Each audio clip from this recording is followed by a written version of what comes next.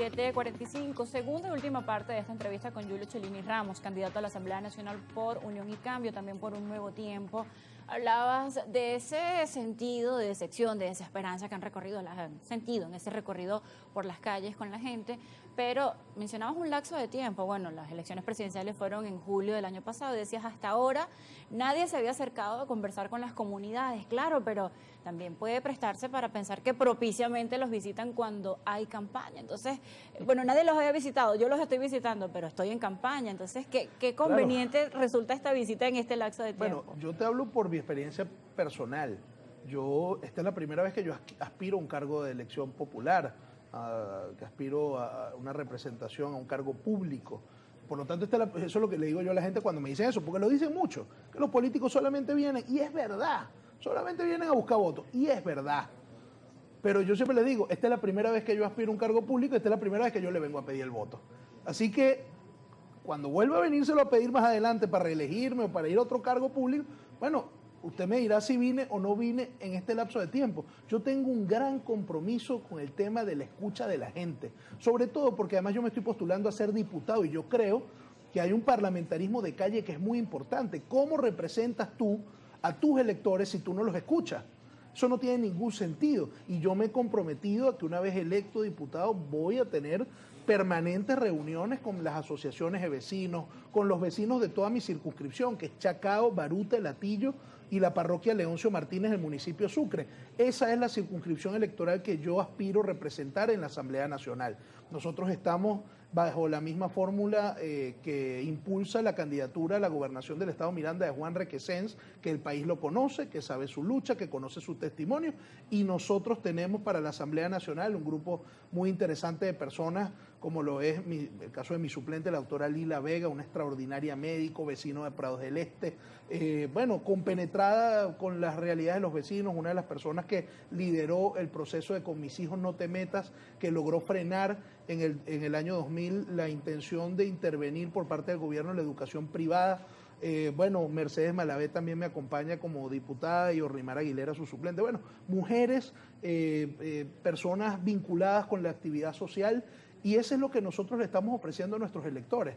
Y en lo particular en Chacao, Baruta y El Hatillo y en la parroquia Leoncio Martínez, que están tan compenetradas con la actividad de sus alcaldías, con sus consejos municipales, y frente al riesgo de una reforma constitucional que venga a disolver la organización político-administrativa y la forma de gobierno municipal que está establecida en la Constitución y en la ley del Poder Público Municipal. Bueno, yo creo que los vecinos tienen que entender que hay razones prácticas para votar, y mi compromiso como diputado es trabajar de la mano, no solo de nuestros alcaldes, de nuestros concejales, sino de nuestras asociaciones de vecinos, para poderlas representar y defender sus intereses en la Asamblea Nacional. Julio, has tocado la parte estratégica de forma de gobierno y de renovar y de reformar y de hacer diferencia. ¿Qué has tomado de tu ejercicio privado profesional? ¿Qué has tomado en la parte de consultor con estos sectores privados para plantearlo y llevarlo a estrategias que puedan ser reflejadas en políticas públicas? Porque hay una diferencia, pero ¿qué has podido trasladar de este ejercicio a estas estrategias? Mira, yo creo que aquí se ha avanzado mucho en el tema de las alianzas público-privadas entre el sector privado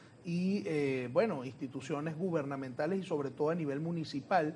Es algo que vemos digamos, en ascenso, digamos, el tema de las alianzas público-privadas. Pero es que el tema está en que en este momento yo creo que más que reformar cosas, lo que tenemos es que cumplir lo que está. O sea, yo no estoy de acuerdo, por ejemplo, con una reforma constitucional cuando tú tienes una constitución vigente, joven, que lo que hay es que cumplirla. Pero en el caso de quedar electo, ya esta reforma constitucional está anunciada, tiene un comité que está trabajando, y en el caso de quedar electo, vas a tener que participar. Por eso, sí, claro, yo te doy mi opinión con respecto a que yo creo que una reforma no es necesaria ni va a resolver los grandes problemas del país. El país tiene urgencias que no se van a resolver con una reforma constitucional. Ahora, lo que sí estoy convencido es que si el gobierno, con su fuerza, con su empuje, logra, imponer la discusión de la reforma constitucional, tenemos que darla. Al final, la reforma constitucional es un mecanismo de revisión constitucional que está establecido en la Constitución vigente. Y si se cumplen los procedimientos, bueno, vamos a la discusión. Pero eso tiene que ser una discusión muy amplia, que tiene que incorporar a la gran mayoría del país. La Constitución no es otra cosa que el pacto social, que las normas comunes que se da una sociedad o a las que nos adecuamos los ciudadanos para nuestra convivencia. Por lo tanto, una reforma constitucional, y sobre todo tan ambiciosa como la que se está planteando, requiere de grandes consensos, de la generación de grandes consensos que requieren discusión. Y yo, como diputado, por el circuito Chacao, Baruta, Latillo y la parroquia Leoncio Martínez, me opondré, si es el caso en la discusión de esa reforma, a cualquier cambio o a cualquier pretensión de disolver nuestros municipios, de cambiar el municipio como concepto, de vaciar de competencias a nuestras alcaldías. Y por eso yo creo que es tan importante votar. No podemos dejar de tener representantes que estén realmente compenetrados con la realidad de sus municipios. Y ese es mi planteamiento, la defensa de los municipios, la defensa de nuestro vecindario. Porque entonces mañana nuestros municipios, al menos el Chacao, Baruta, Latillo, la parroquia Leoncio Martínez, que tienen asociaciones de vecinos, que son vecinos activos, que son vecinos permanentemente vinculados a la actividad, digamos, de su vecindario, ¿qué van a hacer cuando le impongan el poder comunal y cambie la realidad, digamos, de su convivencia en nuestros municipios? Yo creo que por eso es importantísimo generar conciencia de votar. ¿Qué es mejor? Que la discusión de la reforma nos tome teniendo diputados, teniendo representantes en la Asamblea Nacional para discutir esos temas y para poder frenar cualquier pretensión contraria a los intereses de los municipios. ¿Qué es mejor, o no tenerlo? ¿Qué es mejor, tener un gobernador de Miranda, que nosotros, insisto, impulsamos la candidatura de Juan Requesens para la defensa de los municipios, o no tener un gobernador, sino tener a otro, digamos, gobernador asociado al gobierno que levante la mano en favorecimiento de la reforma constitucional, del poder comunal en detrimento de nuestros municipios? Yo creo que ahí hay razones suficientes para creer que hay que participar aún cuando las condiciones son adversas. Por eso yo invito a mis vecinos de Chacao, de Baruta, de Latillo, de la parroquia Leoncio Martínez y de toda Miranda a participar masivamente. Nuestros municipios siempre han sido expresión de lucha democrática, siempre han sido vecinos activos, siempre han sido vecinos compenetrados con la realidad política y social del país, y que hemos dado el ejemplo al país entero de participación ciudadana. No podemos abandonar nuestros espacios de lucha y no podemos desaprovechar la oportunidad de expresarnos nuevamente con nuestro voto, que es nuestro derecho y que no podemos regalárselo al gobierno, que es lo que quiere, que no participemos. Julio, nos queda tan solo un minuto ya para concluir la entrevista. Ya has mencionado al candidato Requesens, que ha sido muy cuestionado por su candidatura, por su habilitación y todo lo que ha tenido que ver y gira en torno al partido Un Nuevo Tiempo. Ya para concluir, también han sido señalados de alguna forma dividir a factores opositores y tener la intención de confundir al elector ante el planteamiento de, bueno, ¿quién es el opositor? ¿Por quién voy a votar? En el caso de, estamos hablando de los seguidores de la oposición y las personas que no son afines al gran polo patriótico, hablando de esta parte de los electores. El país conoce a Juan Requesens, el país conoce su lucha, su testimonio, su esfuerzo. Pocos han sufrido, por no decir nadie, porque todos hemos sufrido en distintas formas la crisis que confronta el país, pero pocos han sufrido lo que Juan sufrió. Y aún así, desprovistos de todo odio, él dice: yo sigo adelante y me niego a rendirme. Yo creo que ese es el testimonio que está dando. Aquí nadie está dividiendo nada. Aquí todos creemos, por lo menos quienes somos realmente de oposición, quienes apoyamos a la opción del cambio el 28 de julio pasado, creemos que en el país tiene que darse un cambio, pero puede que en el camino hayamos encontrado una diferencia estratégica.